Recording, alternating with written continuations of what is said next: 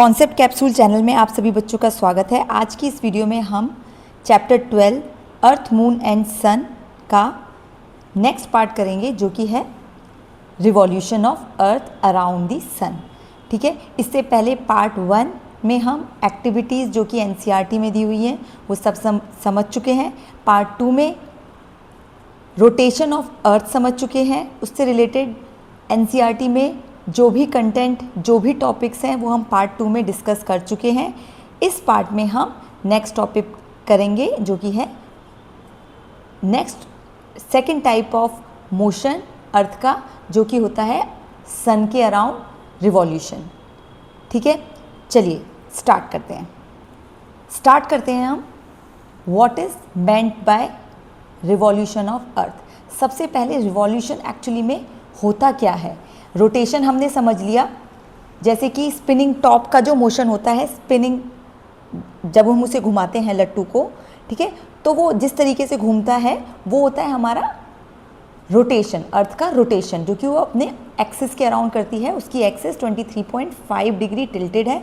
उस एक्सिस के अराउंड अर्थ अपना रोटेट होती है। उसके रिजल्ट से हमारे पास डे एंड नाइट फॉर्म होते हैं। ठीक है, अर्थ पे जो दिन और रात बनते हैं वो अर्थ की रोटेशन की वजह से बनते हैं। ठीक है, अब करते हैं हम रिवॉल्यूशन। रिवॉल्यूशन अर्थ का कौन सा मोशन है। अर्थ अपनी एक्सिस पे भी घूमती है, उसके साथ साथ वो सन के अराउंड भी घूमती है। तो सन के अराउंड घूमने वाले मोशन को, जो कि एक ऑलमोस्ट सर्कुलर पाथ होता है, उसको हम बोलते हैं रिवॉल्यूशन ऑफ अर्थ। एक रिवॉल्यूशन अर्थ का कंप्लीट होता है 365 डेज एंड 6 आवर्स में। ठीक है, यही रीज़न होता है आपका लीप ईयर का। लीप ईयर का रीज़न क्या होता है, जो ये 6 आवर्स होते हैं एक्स्ट्रा एक रिवॉल्यूशन कंप्लीट होने में। ठीक है, रोटेशन से बने दिन और रात और रिवॉल्यूशन से बने ईयर्स। ठीक है, एक ईयर में वापस अर्थ अपनी उसी पोजीशन पे आ जाती है जहाँ पे वो थी, उसमें 1 साल लग जाता है, जो कि 365। अब ये एक्यूमुलेट होके 4 साल में 6 4 ज़ा 24, तो 24 आवर्स का क्या होता है, एक दिन होता है। तो हमारे पास लीप ईयर आ जाता है जिसमें 366 डेज होते हैं, तो वो सब नलीफाई हो जाता है, जो उसका एक्स्ट्रा आवर्स होते हैं। ठीक है, अब ये तो मैं आपको समझा चुकी हूँ। अब इसकी डेफिनेशन पढ़ते हैं। What is meant by revolution of earth. While rotating around its axis, Earth also revolves around Sun. ठीक है, this movement is different from rotation. Of course, this is different from rotation. वो axis के around है और ये around the Sun है. Earth moves in an almost circular path around the Sun, which is called revolution of Earth. The path taken by Earth to revolve is called the orbit. ये इस path को क्या बोलते हैं, orbit. ठीक है, ये जो पाथ फॉलो, और ऐसा नहीं है कभी एक बार इस पाथ से गई, दूसरी बार दूसरी पाथ से चल जाएगी, नहीं। अर्थ अपने उसी ऑर्बिट में घूमती है, क्योंकि अगर ऐसे दूर पास होने से तो बहुत फ़र्क पड़ जाता है। बाकी दूर होती गई तो बाकी जो हमारे सोलर सिस्टम के बाकी जो प्लैनेट्स है उससे टकराने का डर है, और पास होती चली गई तो सन के पास हो जाएगी। तो एक एक्सेस में एनवायरमेंटल डिफरेंस जो हमारे पास हम वो देख पाते, लेकिन ऐसा नहीं होता। सेम ही ऑर्बिट में अर्थ रोटेट करती है और वो ही चीज़ हर ईयर रिपीट होती है। ठीक है, ये होता है रिवॉल्यूशन ऑफ अर्थ। अब रिवॉल्यूशन का इफ़ेक्ट क्या होता है, ये तो हो गया रिवॉल्यूशन। रोटेशन का हमने देखा कि दिन रात बनते हैं। ठीक है, अब चलो पहले हम ये करते हैं कि explain the changing view of night sky from earth. अब ये क्वेश्चन अराइज क्यों हुआ कि changing view of night sky, earth, ये चीज़ हमारे जिन्होंने एनसीईआरटी बनाई है, अगर मैं बोलूँ तो उन्होंने क्यों लगा कि बच्चों को पता होनी चाहिए। अब हम रोटेशन, हम ये कहते हैं कि सारे स्टार्स जो हैं वो मूव नहीं करते, stars do not move, earth move कर रही है। और जो हम रात को देखते हैं वो सारे स्टार्स हैं, लेकिन अगर अर्थ अपनी केवल एक्सिस पे घूमती रहती तो वो स्टार्स सेम पोजीशन पे दिन और रात में हमें दिखाई देते। लेकिन क्योंकि अर्थ रिवॉल्व भी कर रही है अराउंड द सन, इस मोशन की वजह से आपका जो नाइट स्काई का व्यू है वो चेंज होता है। ठीक है, अर्थ आज यहाँ पे है, 1 महीने बाद कहीं और होगी, तो उससे कोई तारा जो आपको पास दिखाई दे रहा है वो कभी दूर, कभी टिल्टेड दूसरी डायरेक्शन में ऐसे दिखाई देगा, ठीक है। तो ये होता है, ये रीज़न है आपका रात को ये हमें पता कैसे चलता है, जो हमारा नॉर्थ पोल के स्ट्रेट में हमारे पास जो पोल स्टार है वो हमेशा उसी डायरेक्शन में दिखाए, उसके रिस्पेक्ट में हम बाकी तारों को देखें जो कि थोड़े प्रोमिनेंट दिखाई देते हैं, जैसे कॉन्स्टिलेशंस जो बनाते हैं 7 तारे, ठीक है, वो अगर उन्हें हम ध्यान से देखें तो उनकी मूवमेंट हमें दिखाई देगी, वो हमें घूमते हुए दिखाई देंगे, ठीक है। तो वो क्यों होता है, वो अर्थ के रोटेशन और रिवॉल्यूशन दोनों के इफेक्ट से होता है, ठीक है। कहीं ना कहीं रोटेशन भी है और रिवॉल्यूशन भी है, तो नाइट का स्काई चेंज होगा, ठीक है। इसमें क्या है, view of night sky changes every day. The reason of this is mainly both rotation of earth around its axis and revolution of earth around the sun. The stars are still and not moving while the earth is moving, which make a person see different part of the sky every day, ठीक है। ये हमने एक activity भी करी है, ठीक है, जो हमने पार्ट 1 में डिस्कस की है। उस एक्टिविटी को आप देखिए, उस एक्टिविटी को आप करिए, आपको पता चलेगा, ठीक है। Actually the view of sky is different in day time also, but it is the light of sun due to which stars are not visible and we cannot see this difference due to day during the day time। रात को हमें star दिखाई देते हैं, वो stars हमारे को दिन में भी दिखाई देते हैं, हमारे ऊपर होते हैं, बट सन की लाइट इतनी होती है कि हम वो स्टार्स को दिन में नहीं देख पाते, ठीक है। तो स्काई का व्यू दिन में भी चेंज होता है, वही ऑलमोस्ट जो हमें दिन में होता है वही हमें उस रात को होता है, क्योंकि इतनी जल्दी ऐसा नहीं है कि वो 60 किलोमीटर पर आवर की स्पीड से हमारी अर्थ मूव कर रही है, लेकिन हम केवल रात में वो डिफरेंस नोट कर पाते हैं, ठीक है।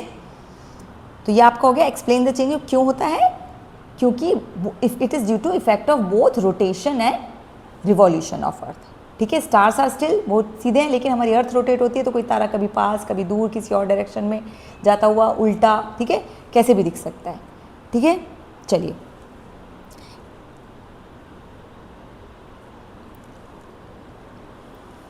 नेक्स्ट है, what is the effect of earth revolution on the environment of earth, ठीक है। हमने रोटेशन का इफेक्ट देख लिया, डे एंड नाइट बनते हैं, ठीक है। मैंने आपको ये भी बताया रोटेशन का इफेक्ट, कि हमारी जो एक्टिविटीज़ हैं, जो हम नेचर को यूज़ कर रहे हैं, एक्सेसिवली यूज़ कर रहे हैं, उससे अर्थ की इन मूवमेंट पे भी फ़र्क आया। रोटेशन पे चाइना का एक डैम जो कि बहुत कितने क्यूबिक मीटर पानी है, बहुत लाखों करोड़ों क्यूबिक लीटर पानी इकट्ठा कर रहा है चाइना उस डैम में, जिसकी वजह से अर्थ की रोटेशन की स्पीड पे भी कुछ फ़र्क आया है, जो कि माइक्रो सेकेंड्स में है, तो इसलिए नेग्लिजिबल है। लेकिन अगर हम ऐसे ही 2-4 डैम्स और बना देंगे तो क्या होगा, अर्थ का एक दिन रुक जाएगी और हम शायद gravitational pull we can not imagine कि क्या हो, ठीक है। अब क्या है revolution, it is due to revolution of earth. जो हम ये इतने सीजन चेंज, इतना अच्छा एनवायरनमेंट, ये सब कुछ चीज़ क्यों है, इतने सिस्टमेटिकली गॉड ने, नेचर ने डिज़ाइन की हैं, क्यों है ये रोटेशन और रिवॉल्यूशन भी डिज़ाइंड है बाय गॉड, और जो भी सुपर पावर आपने हम ये पूरी नेचर बनाई है। अब ये रिवॉल्यूशन ऑफ अर्थ का क्या इफ़ेक्ट है, एक तो हमारे सीजन्स जो हमारे बनते हैं, ठीक है। हमेशा अगर रिवॉल्यूशन नहीं होता, अर्थ एक ही पोजीशन पे रोटेट होती रहती, तो डू यू थिंक कि कोई सीज़न आता कभी? थोड़ा सा जो almost circular path, we are not saying कि ऐसे सर्कुलर पाथ है, तो थोड़ा सा जो इलिप्टिकल हम कह दें, उस पाथ को फॉलो करने की वजह से एक टाइम ऐसा होता है जब सन और अर्थ के बीच का डिस्टेंस थोड़ा ज़्यादा होता है, ठीक है। उससे क्या होता है, सर्दियाँ पड़ जाती हैं, उस टाइम विंटर होती है, ठीक है। और एक ये टिल्ट है 23 डिग्री का, जो हमारा एक्सिस का टिल्ट है, उससे जो अवे होता है हेमिस्फेयर, उस पर ठंड होती है, जो पास होता है उसमें गर्मी होती है, ठीक है। तो ये सारा क्या है, effect of revolution of earth. Formation of seasons, variation in length of day and night, ठीक है। Changes in climate and weather, growth of plant, हर सीज़न की अलग प्लांट एंड एग्रीकल्चर, जो हमारी जो क्रॉप्स हैं हर सीज़न की अलग अलग हैं, ठीक है। उसका भी रीज़न क्या है, अगर ये ना होती तो क्या हमें एक ही टाइप की क्रॉप मिलती, फ्रूट्स एक ही टाइप के मिलते हैं, हमें पूरा वैरायटी ऑफ फ्रूट्स खाने को मिलते हैं पूरे ईयर में, वो क्या है, ये इस सीजन्स की वजह से होता है। और सीजन्स किससे होते हैं, रिवॉल्यूशन ऑफ अर्थ का इफेक्ट है, ठीक है। Animal behaviour, migration of birds, hibernation of animal and breeding cycle depends on the seasonal changes. तो ये सब इंटरडिपेंडेंट है, ठीक है।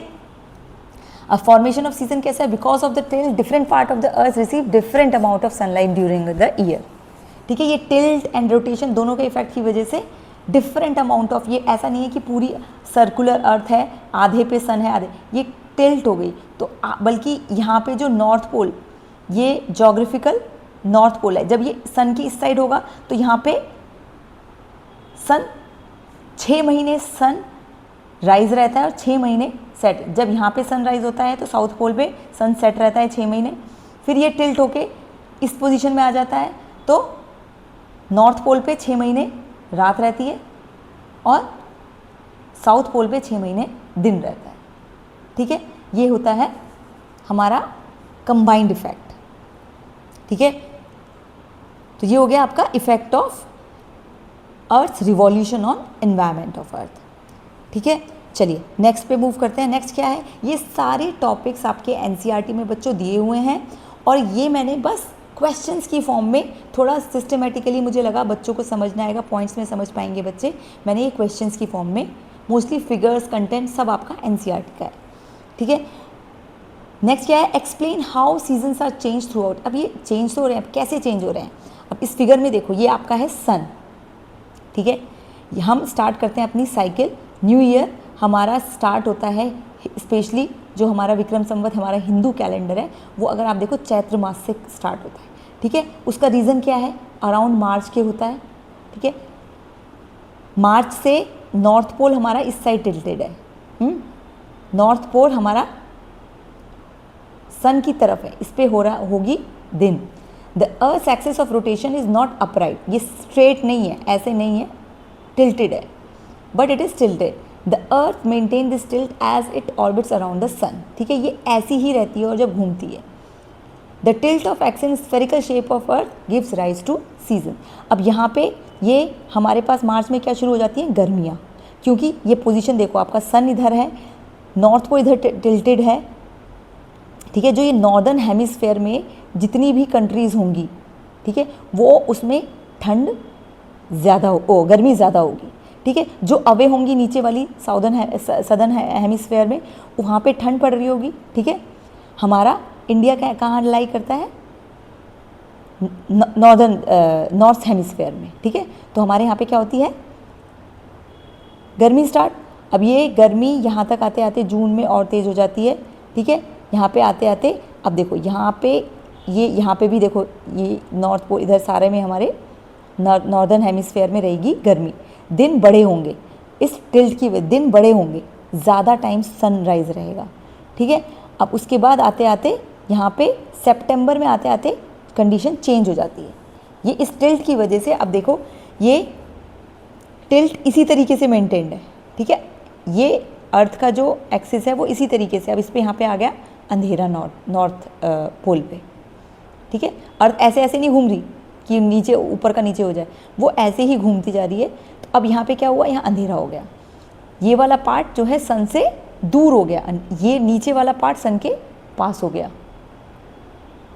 ठीक है। जो सदर्न हेमिस्फेयर है वो सन अब ये यहाँ पे है तो ये तो इधर को हो गया और ये वाला इस साइड सन की साइड हो गया, ठीक है। तो यहाँ पे हो गई गर्मी स्टार्ट, फिर ये दिसंबर में और गर्मी पड़ी, फिर धीरे धीरे यहाँ पे तक देखो, ये दिसंबर में हमारे पास मैक्सिमम सर्दी पड़ी होती है, ठीक है। उसके बाद फिर से मौसम धीरे धीरे चेंज होके वापस से मार्च में आ जाता है। तो ये क्या होता है, हमारे अर्थ के रिवॉल्यूशन से हमारे सीजन्स बनते हैं, ठीक है। ये आई होप आप लोगों को सीजन्स का फॉर्मेशन समझ में आया होगा। और बीच बीच में ये ऑटम स्प्रिंग जो आते हैं ये मिड में आते रहते हैं, ये मैंने आपको केवल विंटर और समर के फॉर्म में समझाया है, ठीक है। चलिए नेक्स्ट, अभी ये पूरा ये एक्सप्लेन किया हुआ है इसमें। In June the northern hemisphere is tilted toward the sun while the southern hemisphere is tilted away from sun. A given amount of sun rays spread in a smaller area in northern hemisphere as compared to southern hemisphere due to the spherical shape of earth, so that area is heated more. ठीक है, अब ये देखो north pole, ये सन पे ज़्यादा sunlight आएगी, ठीक है, और दिसंबर में यही चीज़ उल्टी हो जाती है, ठीक है. In northern hemisphere, the northern hemisphere receive sunlight for more than 12 hours in June. ठीक है, ज़्यादा टाइम के लिए डे लाइट रहती है, दिन हमारे बड़े रहते हैं. So the northern hemisphere experience more intense sunlight which last for longer time causing summer season. दिन बड़े होते हैं, ज़्यादा इंटेंस सनलाइट होती है क्योंकि वो अर्थ की, और ये रीज़न क्या है इसका, टिल्ट ऑफ अर्थ एक्सिस. ठीक है, in December the situation is opposite in northern hemisphere and it experiences winter season with sunlight for shorter time. ठीक है, आई होप मैं आपको अच्छे से समझा चुकी हूँ. ये आपके स्क्रीन पे है, आपके क्वेश्चन को अगर आप नोट्स बनाना चाहें, ये सब एनसीईआरटी का है. The season and daytime are reversed in southern hemisphere as compared to northern hemisphere. There is winter in June and summer in December. ठीक है, हमारी इंडिया कहाँ है, इंडिया हमारी है नॉर्दर्न हेमिस्फेयर में. ठीक है, ये ऑस्ट्रेलिया हमारा कहाँ पे जाता है, सदर्न हेमिस्फेयर में. तो ऑस्ट्रेलिया में हमारा उल्टा रहता है. हमारा जो अमेरिका है, अमेरिका इतना बड़ा है कि उसमें उसका आधा पार्ट शायद, ज्योग्राफी में मैं इतनी अच्छी नहीं हूँ, लेकिन हाँ अमेरिका का एरिया इतना अच्छा है कि उसका आधा पार्ट साउदर्न हेमिस्फेयर में जाता है और आधा नॉर्दर्न में. ठीक है, चलिए, आधा या फिर कुछ पार्ट, तो उसी के अकॉर्डिंग वहाँ पे एक ही कंट्री में आपको कंटिनेंट है, in fact north America, south America. ठीक है, एक ही कंट्री में बहुत ही वेरिएशन है वहाँ पे. चलिए, explain summer solstice and winter solstice. ठीक है, ये क्या होते हैं, सॉलिस्टिस क्या होता है, summer solstice and winter solstice दोनों में क्या है कि सबसे बड़ा दिन और सबसे छोटा दिन. समर में हमारे पास दिन बड़ा होता है, सबसे बड़ा दिन होता है. 2 टाइम तो साल में ऐसे आते हैं जब दिन सबसे बड़ा होता है. ठीक है, और रात छोटी होती है. उसका ऑपोजिट हमारा विंटर्स में आता है, जब हमारे पास दिन बड़ा होता है, दिन छोटा होता है और रात बड़ी होती है. ठीक है, सर्दियों में होता है ऐसा. और 2 पॉइंट्स हमारे पास तब आते हैं जब हमारे पास दिन और रात ऑलमोस्ट बराबर होते हैं पूरी अर्थ पे. ठीक है, ये this is true for whole earth, क्योंकि होल अर्थ मतलब होल अर्थ पे इन द सेंस बस नॉर्दर्न हेमिस्फेयर और साउदर्न हेमिस्फेयर पे आपका डिफरेंस आएगा. जो चीज़ जब दिन बड़ा होगा हमारे पास नॉर्दर्न हेमिस्फेयर में, उस टाइम पे रात बड़ी होगी सदर्न हेमिस्फेयर में. ठीक है, चलिए अब इसको पढ़ते हैं. Summer solstice is the day of year when the sun reaches its highest position in the sky at the noon and earth experience longest and shortest night of the year. Longest day and the shortest, ये कब होगा, जब हमारी position यहाँ पे होगी. तो इसमें हमारे पास इस जून में इधर टिल्टेड है, तो सबसे बड़ा दिन होगा, सबसे ज़्यादा टाइम के लिए सनलाइट हमारी अर्थ पे आएगी. ठीक है, it happens because earth axis is tilted about 23.5 degree as it orbits the sun. Around 21st June in the northern hemisphere, the north pole is tilted most directly toward the sun. Sunlight falls more directly on the northern hemisphere and it is summer there. ठीक है, दिन के time में. At the same time, southern hemisphere has its winter solstice. Okay, shortest day and longest night. अब ये इस time यहाँ पे पीछे है. ठीक है, तो इसमें क्या होगा, यहाँ पे होगा shortest day and longest night. और ये कब होता है हमारे पास 21 जून पे, इस पोजीशन पे होती है अर्थ. ठीक है, और 6 महीने बाद 21 दिसंबर पे यहाँ पे उल्टा होता है. ये वाली कंडीशन आ जाती है. नॉर्थ पोल पे सबसे नॉर्दर्न हेमिस्फेयर जो है हमारा, उसमें सबसे छोटा दिन हो जाता है और रात बड़ी हो जाती है, और सदर्न हेमिस्फेयर में सबसे बड़ा दिन और छोटी रात हो जाती है. ठीक है, तो ये हमारे हैं summer solstice and winter solstice. Okay, चलो नेक्स्ट पढ़ते हैं हम इक्विनॉक्स। अब ये इसी में मैं ये हम जब भी कोई अर्थ की रिवॉल्यूशन का डायग्राम ड्रॉ करते हैं हम ये 4 पोजीशन ड्रॉ करते हैं कि ये स्पेशल हैं, ये हैं हमारे पास जो बोलेंगे बाउंड्री लाइन। ठीक है, अब ये है हमारे पास वो 2 पोजीशंस जब हमारा इक्वल डे एंड नाइट होते हैं। अर्थ पे इक्वल डे 12 घंटे का दिन होता है और 12 घंटे का रात होता है। ठीक है, ये कब होता है हमारा, इन्हें बोलते हैं spring equinox and autumn equinox. The equinoxes are the 2 times in year when day and night are approximately equal in length all over the world. This happens because the sun is directly above the equator and earth tilt doesn't lean toward or away from sun. Spring equinox को हम वर्नल equinox भी बोलते हैं और autumn equinox को हम fall equinox भी बोलते हैं। ठीक है, कब होता है 21 मार्च को होता है नॉर्दर्न हेमिस्फेयर में। marks the beginning of the spring. Day and night are about 12 hours each and the sun shines equally on both the hemisphere. ठीक है, मतलब इसमें इक्विनॉक्स ऐसी कंडीशन होती है जिसका सदर्न और नॉर्दर्न हेमिस्फेयर पे अलग अलग इफेक्ट नहीं होता, ऑलमोस्ट सेम होता है, सेम डे लेंथ और सेम डे लेंथ की नाइट होती है। ओके, फॉल इक्विनॉक्स या ऑटम इक्विनॉक्स हमारे पास कब होता है, occurs around September 23rd in the northern hemisphere, marks the beginning of autumn here. Again day and night are about 12 hours everywhere. ठीक है, लेकिन यहाँ पे बस ये जो सीजन्स हैं ये उल्टे हैं। यहाँ पे सितंबर में आया फॉल और यहाँ पे क्या है, यहाँ पे सीज़न उल्टा आएगा बिकॉज जो हमारे नेचर होती है यहाँ से ठंड से गर्मी स्टार्ट हो रही होती है, यहाँ गर्मी से ठंड स्टार्ट हो रही होती है। उल्टा बोल दिया शायद मैंने। ठीक है, नॉर्दर्न और नॉर्थ हेमिस्फेयर और साउथ हेमिस्फेयर में फ़र्क किस चीज़ का आएगा, यहाँ पे ऑटम होगा स्टार्ट तो यहाँ पे स्प्रिंग होगा, यहाँ पे स्प्रिंग होगा तो यहाँ पे ऑटम होगा। ठीक है, इक्विनॉक्स के बाद मार्च में नॉर्दर्न हेमिस्फेयर में हमारे यहाँ पे क्या होता है, इंडिया हमारे नॉर्दर्न हेमिस्फेयर में क्या आता है, हम लोहड़ी ये हमारे पास आता है स्प्रिंग। ठीक है, और ऑटम कब आता है 23rd के बाद। अब सारी 23rd सितंबर के बाद हमारी सारे पेड़ जो हैं पत्तियां लूज़ करने लगते हैं। ठीक है, और साउदर्न हेमिस्फेयर में इसका उल्टा होगा, वेदर के अकॉर्डिंग केवल उल्टा होगा, बाकी सब कुछ सेम होगा, डे एंड नाइट की लेंथ सेम रहेगी। ठीक है, explain how and for how long sun rise and set at the poles. ठीक है, मैं आपको पहले भी बताते हुए बता चुकी हूँ, क्वेश्चन जब मैं ऊपर पीछे समझा रही थी टॉपिक उसमें, कि जो हमारा सिचुएशन है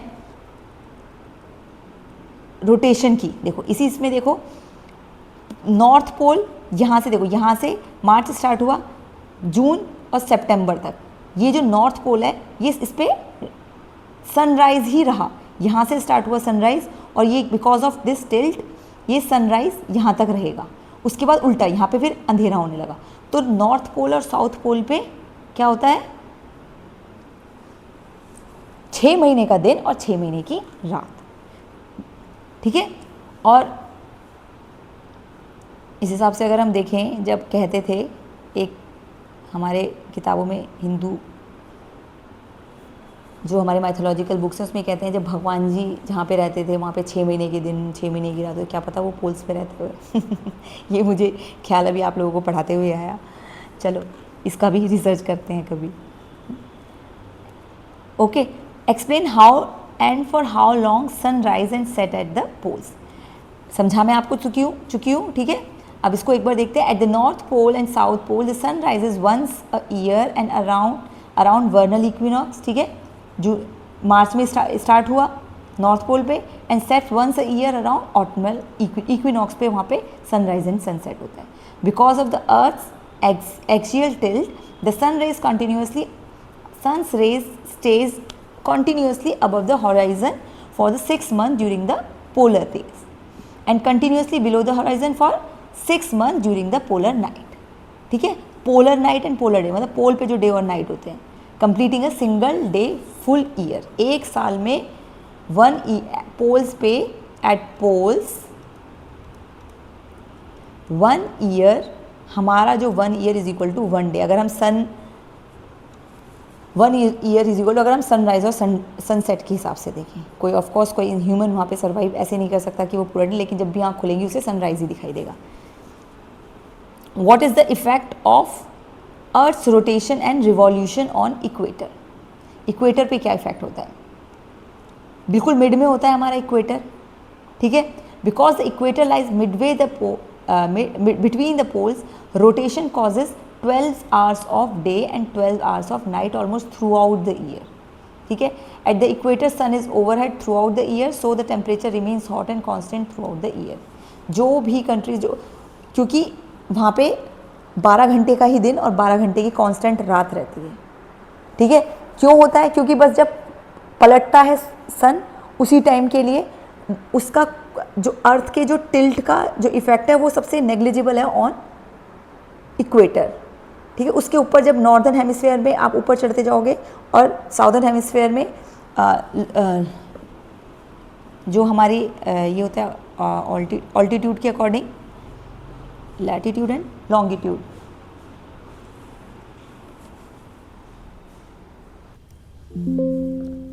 what is the effect of, okay ये तो हो गया।